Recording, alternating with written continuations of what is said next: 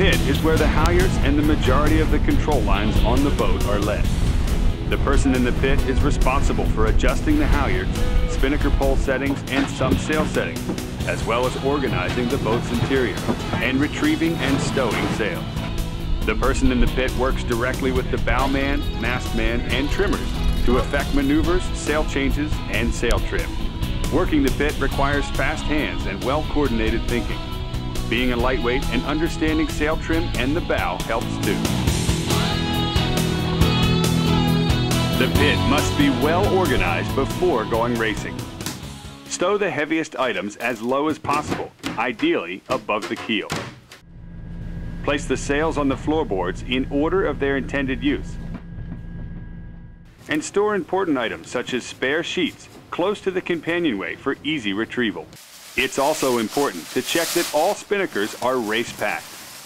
To pack a spinnaker, start by running each colored tape from the head to the clews. Then lay the corners in order, with the head in the middle and the clews on either side. Stuff the bulk of the sail in the bag and strap the clews to either side of the bag. Then stuff the rest of the sail in the bag and strap the head to the center. Close the bag and it's ready to go.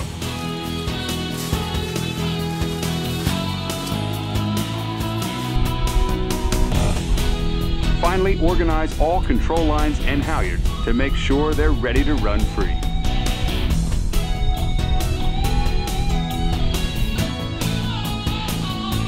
In the pre-start, the pit person is in the best position to call the time to the start. 9, 8, 7, 6, Be sure to speak loud, 5, clear, 4, and constant. 3, 2, You can also assist the 1, trimmers by helping to keep the cockpit lines clear.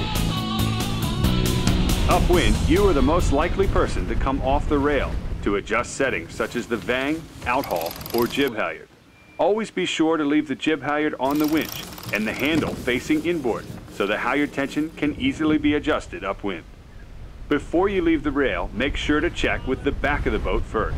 The rule of thumb is only one person off the rail at any time in breeze. As the boat approaches the windward mark, you'll be responsible for bringing the spinnaker on deck for the bowman if it's not already connected. On the last tack to the windward mark, bring the topping lift and spinnaker halyard tails with you to the rail. When the bowman raises the pole, tail the topping lift from the rail while watching the end of the pole to make sure it doesn't get caught between the jib and headstay on the way up. Then, as the spinnaker halyard is hoisted, tail it from the rail until the boat flattens out. On some boats, this isn't possible, so jump off the rail at the last moment to tail. Make sure you have elbow room in the pit and keep up with the mastman so the halyard doesn't jam at the turning block. In heavy air, the final part of the hoist may have to be winched. Once the kite is up, immediately drop the jib halyard. Sometimes a floater can do this if you're still working on the spinnaker halyard. Next, ease the upwind main settings such as outhaul, Cunningham, and vang to their downwind mark. Jib halyard on! Bring the rig forward! Some boats will also require that the rig be wound forward after the bowman has secured the end of the halyard to the bow. Finally, flake the entire spinnaker halyard from the working end to the tail, making sure it's ready to run free at the drop. In a tack set, the spinnaker is usually hoisted before the pole, with the spinnaker being free-flown and the pole hoisted afterwards. The important thing you need to know is what the call is ahead of time.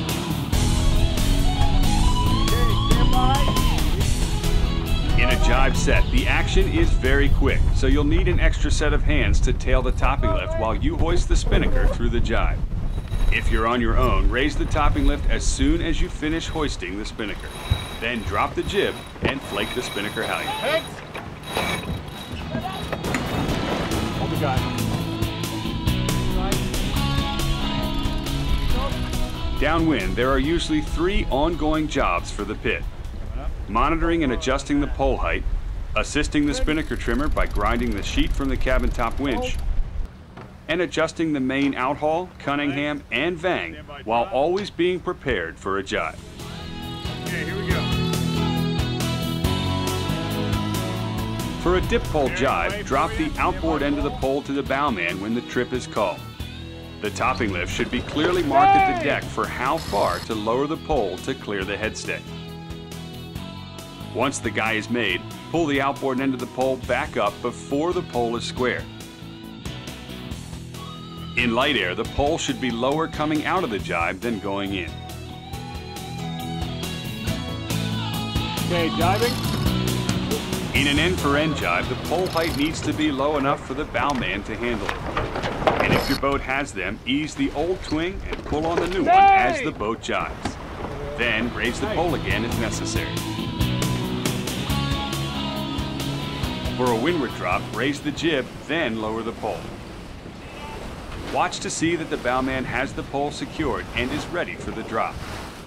Once it's called for, blow the spinnaker halyard fast enough to collapse the entire sail. This is usually 2/3 of the way down. Then momentarily stop the halyard to see that the foredeck crew has it under control. Finally, lower the rest of it to them and hit the rail.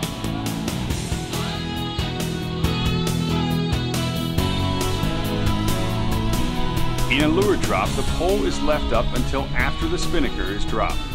When releasing the spinnaker, it's important to get the whole sail collapsed by blowing at least 2/3 of the halyard at once. The sail will float out over the water on an air cushion, allowing the foredeck crew to get control of it. Then release the rest of the halyard and lower the topping lift to the bowman when he's ready for it.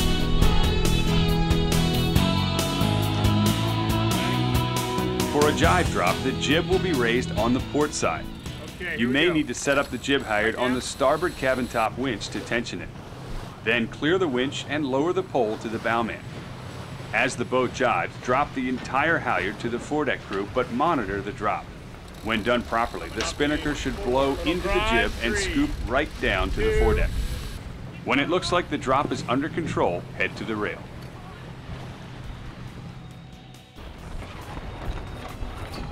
The pit is a complicated area to maintain. The best pit people have come up with tricks to make the job more efficient. Be sure to mark every control line that you'll adjust during the race with a permanent pen. Halyard marks should line up with a corresponding mark on the deck when it's at full hoist. The jib halyard may have multiple marks for different wind ranges. Flake the working halyard using large figure 8s between your hand and the winch.